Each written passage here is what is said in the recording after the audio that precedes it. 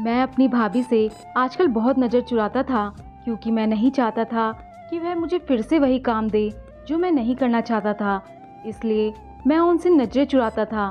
घर से ऐसे निकलता कि उन्हें पता ना चले कि मैं घर से बाहर जा रहा हूँ। लेकिन आज उन्होंने मुझे देख लिया और काम बता दिया। मैं वहाँ काम करना नहीं चाहता था। मैं मोहल्ले की किराने की दुकान की तरफ जा रहा था। भाभी ने मुझसे कोई चीज़ मंगवाई थी जो मैं उनके लिए नहीं लाना चाहता था, क्योंकि दुकान वाला भी अब मेरा मजाक उड़ाने लगा था। लेकिन भाभी को मना कैसे करता। माँ ने भी कहा था कि भाई घर पर नहीं है, तो अगर भाभी कोई चीज़ मंगवाए तो मना मत करना। इसलिए मैं उनकी हर बात मानता था और इंतज़ार कर रहा था कि कब दुकान खुले। जैसे ही दुकानदार ने दुकान खोला तो मैं आगे ही खड़ा था और कहा, पैसे लो और एक बड़ी वाली मोमबत्ती दे दो जो सबसे मोटी होती है। दुकान वाला हंस पड़ा और कहने लगा, रोज़ इतनी सारी मोमबत्ती का क्या करते हो? तुम लोग तो अच्छे भले खानदान से हो। तुम्हारा भाई बाहर गया हुआ है, इन्वर्टर क्यों नहीं लगवा लेते? क्या आजकल के ज़माने में भी लाइट जाने के बाद मोमबत्ती जलाकर काम करते हो?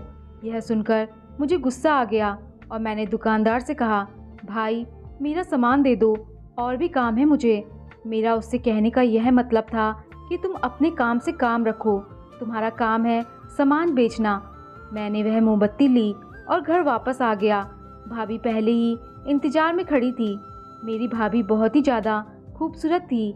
उनका रंग सिर्फ सफ़ेद ही नहीं था, बल्कि वह सुंदर भी थी। सब लोग हैरान रह गए थे कि यह इतनी खूबसूरत कैसे है।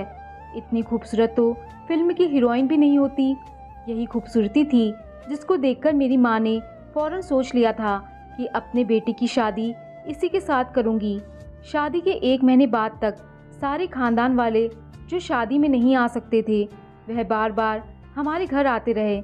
मेरी भाभी को देखने के लिए हैरान होते रहे और भाभी से पूछते थे कि तुम्हारी कोई बहन है क्या? लेकिन भाभी इकलौती थी। भाभी ने मेरे हाथ में मोमबत्ती देखी तो बहुत ज़्यादा खुश हो गए।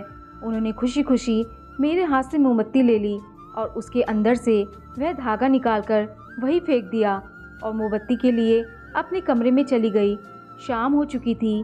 वह शाम के बाद कोई काम नहीं करती थी, अपने कमरे में अकेली बैठी रहती थी। माँ कहती थी कि शायद इसको गौरव बेटा फ़ोन करता होगा, बेचारों की अभी अभी शादी हुई है और दोनों अलग हो गए। शादी पर बहुत ज़्यादा खर्च हो गया, इसलिए उसे वापस जाना ही पड़ा।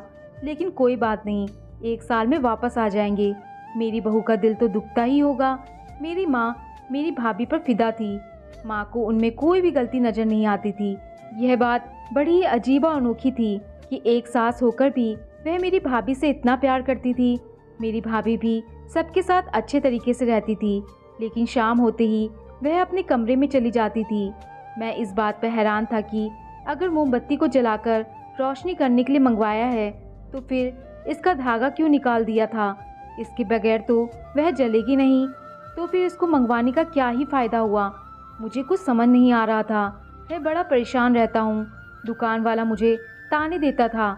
मैंने दूसरी दुकान पर जाने का सोचा, लेकिन दूसरी दुकान यहाँ से काफ़ी दूर थी। इसमें मेरा वक्त बर्बाद होता था और मैं गर्मी में इतनी बार चक्कर नहीं लगा सकता था, इसलिए वही दुकान से सामान लेना लगा। लेकिन यह मोमबत्ती आजकल सस्ती कहाँ मिलती है। भाभी से पैसे मांगते हुए भी शर्म आती थी। जो मेरे पास पैसे थे वही खर्च कर रहा था और मुझे यह बात बिल्कुल भी अच्छी नहीं लग रही थी। माँ ने कहा कि अगर तुम्हें पैसे लेकर काम करना है तो फिर तुम्हारे से करवाने की क्या ज़रूरत, वह अपने भाई से ही कह दे। तो इस वजह से मुझे कोई तकलीफ़ नहीं था। लेकिन यह सब कुछ हो क्या रहा था? यह बात तो ठीक है, घर में लाइट जाती थी और मोमबत्ती को लाइट के लिए ही इस्तेमाल किया जाता है। इसका मतलब कि भाभी भी यही करती थी। मैं इसकी वजह से बहुत ज़्यादा तंग आ चुका था। मेरी जेब खाली हो रही थी और कुछ समझ नहीं आ रहा था। इसी बीच दीपावली भी आ गई थी और हम लोगों ने दीपावली भी गुजार ली। मैंने एक तरकीब निकाली। मैंने कुछ पैसे एडवांस देकर इन्वर्टर खरीद लिया और अपने घर लगा दिया। अब मुझे पूरा यकीन था कि इसके बाद भाभी मुझे मोमबत्ती लाने के लिए नहीं कहेंगे, क्योंकि घर में इन्वर्टर लग गया है। घर वाले भी खुश हो गए। मम्मी ने मुझे कहा, तुम्हें अपने पैसों से घर की चीज़ मंगाई, तू भी अपने बड़े भाई की तरह ही है। वह भी अपने बारे में बाद में सोचता है, पहले हमारे बारे में सोचता है। तभी तो बेचारा इतनी जल्दी वापस चला गया। अभी तो उसकी शादी हुई थी, लेकिन उसकी बीबी बहुत अच्छी है, कभी कोई शिकायत नहीं करती। मुझे यकीन था कि अब भाभी भी मुझे वह काम नहीं देगी, लेकिन मैं तो हैरान रह गया जब अगले ही दिन भाभी ने मुझे पैसे दिए और कहा मेरे लिए एक मोमबत्ती लेकर आना। कल भी तुम लेकर नहीं आए। मैंने कहा भाभी अब आपको इसकी क्या ज़रूरत, अब तो इन्वर्टर भी लग गया है। इस बात पर वह शांत हो गई। मुझे भाभी की बात माननी पड़ी, लेकिन मैं हैरान था कि अब तो मैंने इन्वर्टर भी लगवा दिया था, फिर भी वह मुझसे यह सब क्यों कह रही थी। खैर, जो मैं नहीं चाहता था मुझे वही करना पड़ा। एक दिन मैंने भाभी से पूछा कि इसका करती क्या हो आप, तो इस बात पर वह हंसने लगी और कहने लगी मैं रात को खिड़की खोल दूंगी, तुम खुद ही देख लेना मैं इसका क्या करती हूँ। मैं हैरान रह गया था। मेरी भाभी बहुत ही ज़्यादा अजीब थी। मेरी भाभी उस दिन मुझसे अजीब किस्म की बातें कर रही थी। मैं यह बात अपनी माँ को भी नहीं बता सकता था। एक दिन भाई का फ़ोन आया और वह माँ से कह रहा था कि लगता है आप लोगों ने मेरी बीबी को बहुत ज़्यादा प्यार से रखा हुआ है, उसको मेरा कोई ख्याल ही नहीं, मुझे फ़ोन नहीं करती, मुझसे बात नहीं करती है। पर मैंने कहा वह तो शाम को सारे काम वगैरह ख़त्म कर देती है और कहती है कि मैं रूम में जा रही हूँ तुमसे बात करने के लिए, क्योंकि इस टाइम वहाँ पर सुबह का वक्त होता है। मैं उसको तंग नहीं करती कि तुमसे बात करती होगी, तुम यहाँ पर रहते नहीं हो तो बात करके ही गुजारा हो सकता है। मेरा भाई इस बात पर हैरान था। उसने कहा नहीं, ऐसा कुछ नहीं है, हम लोग बात तो करते हैं, लेकिन इतना वक्त नहीं देती वह। मेरे भाई ने भी शायद उसकी इज्जत रख ली थी और बात को घुमा दिया था। मेरी माँ को भी शक होने लगा था। मेरी माँ ने उसके बाद से मेरी भाभी को रात का खाना बनाने का काम दे दिया, करती और कहती रात का सारा खाना तुम्हें बनाना है। खाना बनाने का यह मतलब था कि उसे खाना बनाना था, सबके लिए खाना तैयार करना था और उसके बाद खाने के बर्तन भी धोने थे, जिसमें वक्त काफ़ी लग जाता था। रात के 10 तो बज ही जाते थे।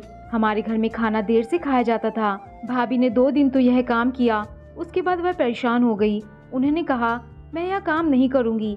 एक तो मेरे पति को बाहर भेज दिया, शादी में तो आप लोगों ने ऐसा कुछ नहीं बताया था कि वह इतनी जल्दी वापस चला जाएगा, और ऊपर से मुझे घर के काम करवा रहे हैं। मैं दिन का खाना बनाया करूँगी, रात का खाना मैं नहीं बनाऊँगी। जब उन्होंने इनकार कर दिया और अपने घर पर आ गई तो फिर मैं भी क्या करती। घर में झगड़े होते और कुछ भी नहीं होता। मेरी माँ इस तरह की नहीं थी, उनको ज़्यादा झगड़े करने का शौक़ नहीं था, इसलिए वह भी खामोश हो गई। और मैंने भी सोच लिया कि मैं भी देखूंगा कि भाभी क्या करती हैं, और उन्होंने खुद ही कहा था कि मैं खिड़की खोल दूंगी और तुम खुद ही देख लेना। मैंने सोच लिया कि आज रात उनके कमरे की खिड़की के बाहर ज़रूर आऊँगा। उनका कमरा एक कोने में बना हुआ था, बाहर छोटा सा बाथरूम था। यह हिस्सा भाई को इसलिए दिया गया था कि उनकी नई शादी हुई है तो वह लोग थोड़ा साइड पर रहे। मुझे अच्छा तो नहीं लग रहा था क्योंकि रात का वक्त था। अगर मुझे कोई देख लेता कि मैं भाभी के कमरे की खिड़की के बाहर खड़ा हूँ और अंदर झांक रहा हूँ तो मेरी बहुत बेइज्जती हो जाती। मम्मी तो ना जाने मुझे क्या क्या बातें सुनाती। एक तो उसका पति घर पर नहीं है, तू कौन होता है रात के टाइम उसके पास जाने वाला। मैंने आसपास देखा तो कोई भी नहीं था। फिर जब मैं खिड़की के पास गया तो खिड़की बंद थी, लेकिन अंदर से अजीबोगरीब आवाज़ आ रही थी। ऐसा लग रहा था कि भाभी को दर्द हो रहा था। मैं हैरान था कि भाभी ऐसा क्या कर रही हैं। वो तो कह रही थी कि दरवाज़ा खोल देंगी, लेकिन उन्होंने दरवाज़ा नहीं खोला और मैं वहाँ से चला गया। सुबह मैंने भाभी से कहा आपने खिड़की क्यों नहीं खोली, तो उसने कहा अच्छा तुम देखने चले आए, मैं तो मजाक कर रही थी, तुम्हें शर्म नहीं आती, तुम मेरे कमरे में झांकोगे। मैं शर्मिंदा हो गया और कहा नहीं, मैं तो मजाक ही कर रहा था, नहीं आया था। इस बात पर वो भी हंसने लगी और कहने लगी कोई बात नहीं, मैं खिड़की खोलना भूल गई थी। मुझे कुछ समझ नहीं आ रहा था, उनके मूड का भी पता नहीं चलता था। कभी कोई अजीब सी बात कर देती और कहती मैं मजाक कर रही हूँ, और कभी सीरियस में भी अजीब सी बातें कर देती थी और कहती थी कि मैं मजाक नहीं कर रही। मेरी माँ को भी भाभी से तकलीफ होने लगी थी। उनकी हरकतों पर गुस्सा आने लगा था। अगर मोहल्ले से कोई आता तो मेरी माँ उसकी बुराइयाँ भी करती थी, जबकि मोहल्ले वाले कहते थे कि बड़ी किस्मत वाली हो, इतनी खूबसूरत चांद जैसी बहू मिली है। मेरी माँ कहती थी कि खूबसूरती का अचार डालूं क्या, कोई योग्य भी होना चाहिए। जबकि यही माँ थी जो पहले कह रही थी कि लड़की को खूबसूरत होना चाहिए, ताकि सारे देखे तो देखकर जल जाए। घर के काम तो आजकल किसी भी लड़की को नहीं आते, शादी के बाद ही सीखते हैं। लेकिन अब मेरी माँ का नज़रिया बदल गया था। भाभी की कोई बहन तो नहीं थी, लेकिन उनके रिलेशन की एक लड़की थी, उनकी तरह ही खूबसूरत थी। मेरी माँ पहले कहती थी कि उसका रिश्ता मेरे लिए करना है, लेकिन अब मेरी माँ ने इनकार कर दिया था और मुझे भी कोई शौक़ नहीं था। अगर भाभी ऐसी थी तो वह लड़की भी ऐसी ही होती और मैं ऐसी औरतों के साथ ज़िंदगी नहीं गुजार सकता था। भाई यहाँ पर नहीं था। अगर उन्हें पता चल जाता कि इस तरह की हरकतें हो रही हैं तो वह भी हैरान होते और परेशान भी। अगले दिन फिर से इंतज़ार कर रहा था कि आज खिड़की खुली होगी, लेकिन आज जब मैं जाने लगा तो मेरी माँ ने मुझे देख लिया। उन्होंने कहा, इस तरह किधर जा रहा है? मैंने कहा कि वह मेरे दोस्त का फ़ोन आया है तो मैं आंगन में जा रहा हूँ। मेरी माँ ने कहा, वहाँ ही बात करनी है क्या? अपने कमरे में बैठकर बात कर ले। ऐसी कौन सी बात है? उन्होंने तो मुझे डांटना शुरू कर दिया। खैर मैं माँ के सामने वापस कमरे में आ गया, लेकिन थोड़ी देर बाद फिर से खिड़की बंद थी और वही आवाज़ें आ रही थी। अब मैंने गौर से सुना, वह ऐसी आवाज़ें थी जैसे कि भाभी तकलीफ़ में हैं।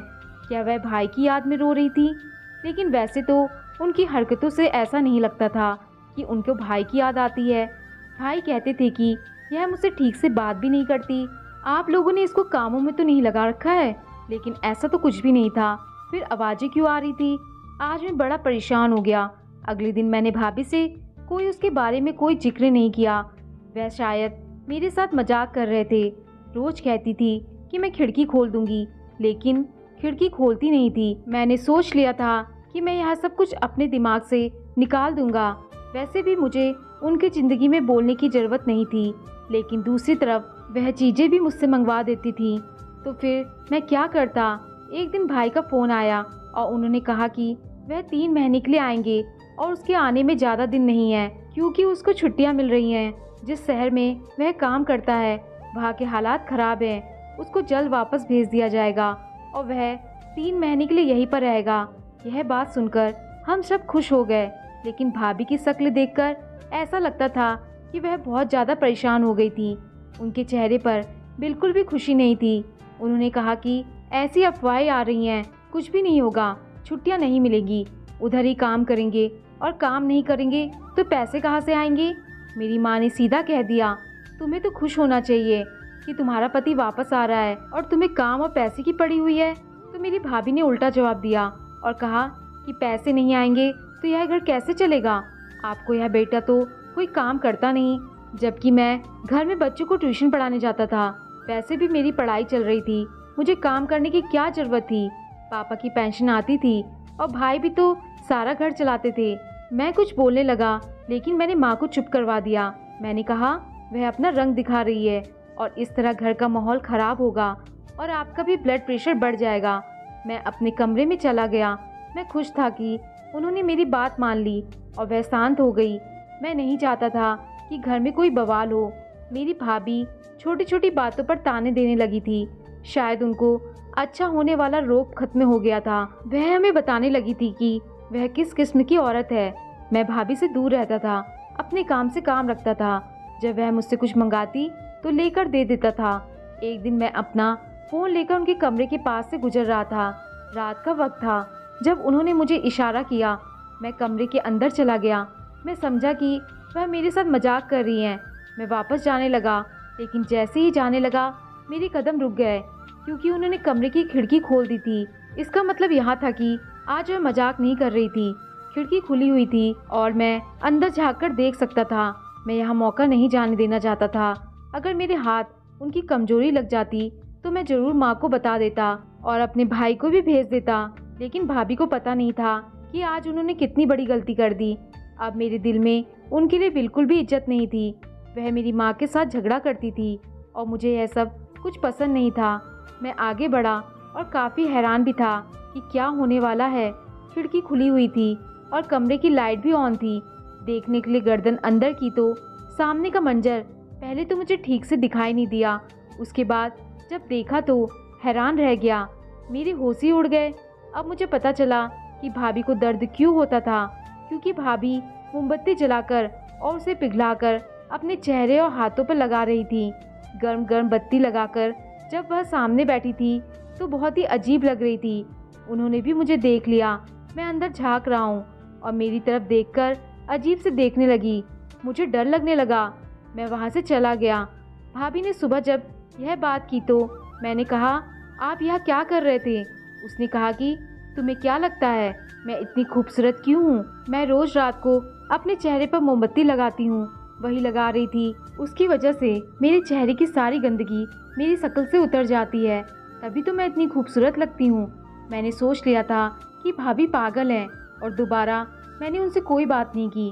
खूबसूरती के लिए कोई अपने आप को इतना दर्द देता है? जो इंसान अपना नहीं होता वह किसी का नहीं होता। जब वह अपने साथ इतना जुल्म कर सकती है तो वह कल को किसी के साथ भी कर सकती है। मैंने यह बात किसी को भी नहीं बताई। भाई 3 महीने के लिए वापस आ गया। भाई और भाभी रोज झगड़ा करते थे। वह भी बहुत सीधे थे और शायद भाई को उनके किसी पुराने चक्कर के बारे में भी पता चल गया था। आजकल वह बहुत झगड़ते थे। पहले तो हम सिर्फ आवाज़ सुनते थे, फिर उनके झगड़े कमरे से बाहर आ गए। भाई ने कहना शुरू कर दिया, मैं इस लड़की के साथ नहीं रहूँगा, यह पागल है, इसका दिमाग खराब है। इस तरह बात चलते चलते डाइवोर्स तक चली गई। हम लोगों ने फिर भी कोशिश की किसी का घर खराब ना हो। भाई को बहुत समझाया, पापा ने भी समझाया, लेकिन भाभी अचानक अपने घर चली गई और वापस आने से इनकार कर रही थी। हम लोग उनको फिर भी समझाते रहे, लेकिन वह ना मानी और कुछ दिन के बाद उनकी तरफ से कोर्ट का ऑर्डर आ गया। वह मेरे भाई से डिवोर्स लेना चाहती थी। अब मेरे भाई को भी गुस्सा आ गया और मेरे भाई ने कहा, मैं तो पहले ही इसको रखना नहीं चाहता था, आप लोगों की वजह से सब्र कर रहा था। ना जाने भाभी किस तरह की थी, वह क्या चाहती थी। उनको खुद पर बहुत ज़्यादा गुरूर था। मेरी माँ भी काफ़ी परेशान थी क्योंकि मामला कोर्ट तक चला गया था।